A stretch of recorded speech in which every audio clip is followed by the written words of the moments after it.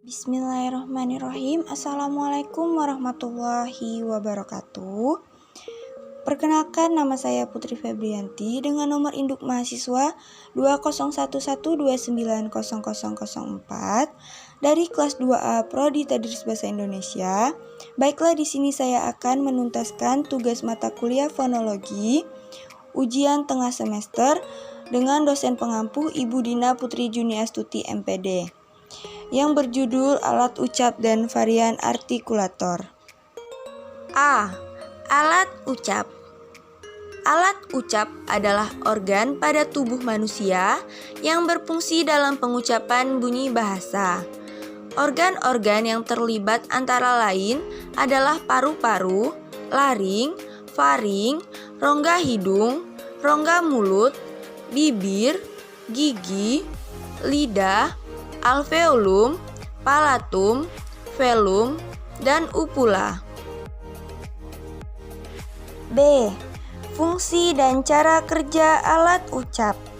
Menurut Abdul Chair, dalam bukunya yang berjudul Fonologi Bahasa Indonesia pada tahun 2009 mengemukakan bahwa alat ucap adalah organ pada tubuh manusia yang berfungsi dalam pengucapan bunyi.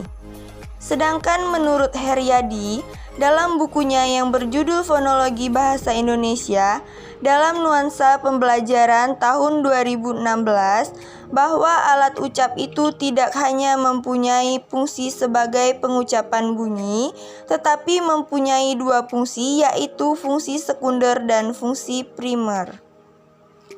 Fungsi sekunder adalah alat ucap yang digunakan untuk menghasilkan bunyi-bunyi bahasa. Sedangkan fungsi primer adalah fungsi yang bersifat fisiologis. Misalnya, paru-paru untuk bernapas, lidah untuk mengecap, dan gigi untuk mengunyah. C. Jenis-jenis alat ucap. 1. Paru-paru atau sering disebut lung. 2.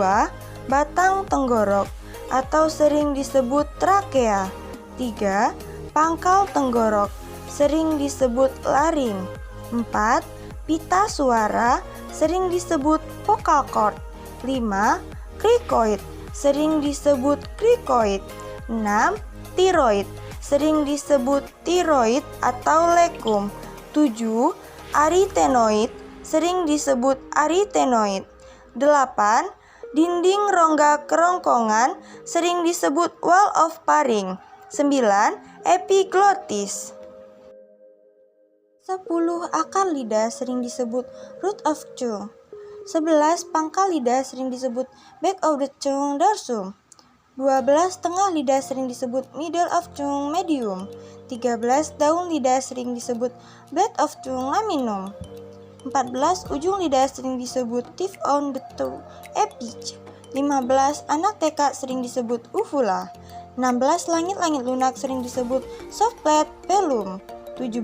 Langit-langit keras sering disebut hard plate palatum. 18. Gusi lengkung kaki gigi sering disebut alveolum. 19. Gigi atas sering disebut upper teeth dentum. 20. Gigi bawah sering disebut lower teeth dentum. 21. Bibir atas sering disebut upper lip labium. 22. Bibir bawah sering disebut lower lip labium. 23. Mulut much. 24.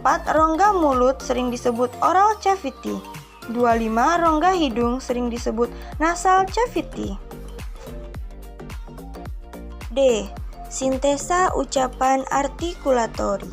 Pada dasarnya, ada 3 pendekatan yang digunakan dalam sintesa ucapan artikulatori. Pendekatan pertama, gelombang tapis digital. Pendekatan ini didasarkan pada maju dan mundur perjalanan gelombang dalam tabung akustik yang dapat menghasilkan sintesa real time. Pendekatan kedua menggunakan gabungan domain time frekuensi.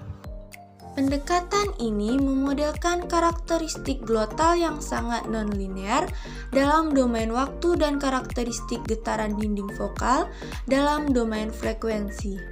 Pendekatan ketiga adalah memodelkan sistem vokal manusia sebagai himpunan perbedaan persamaan linear dan non-linear yang besar yang harus dipecahkan di setiap interval samping untuk memberikan sampel tekanan dan kecepatan volume pada setiap titik jalur transmisi vokal. Kriteria sintesa artikulatori. Tujuan utama sistem sintesa artikulatori adalah menghasilkan sinyal akustik yang menyerupai suara manusia dengan kualitas tingkat akurasi yang tinggi. Untuk mencapai tujuan tersebut, berikut ada 4 kriteria yang harus dipenuhi sistem sintesa artikulatori. A. Akurasi konfigurasi parameter artikulator statis. Sistem sintesa artikulatori harus menghasilkan konfigurasi statis parameter-parameter artikulator yang sesuai dengan konfigurasi tiap penutur berbeda. B. Akurasi gerakan dinamis. Sistem ini juga harus mampu mereproduksi secara akurat konfigurasi perpindahan dari artikulator-artikulator antara dua target fonetis.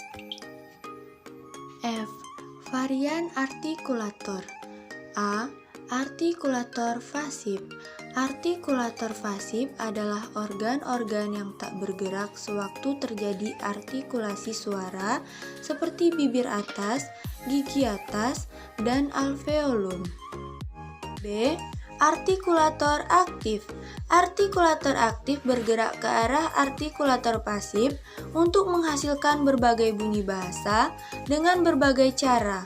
Artikulator aktif utama adalah lidah, uvula, dan rahang bawah, termasuk gigi bawah dan bibir bawah. Sekian, terima kasih. Saya Putri Febrianti mohon pamit. Saya akhiri. Wassalamualaikum warahmatullahi wabarakatuh.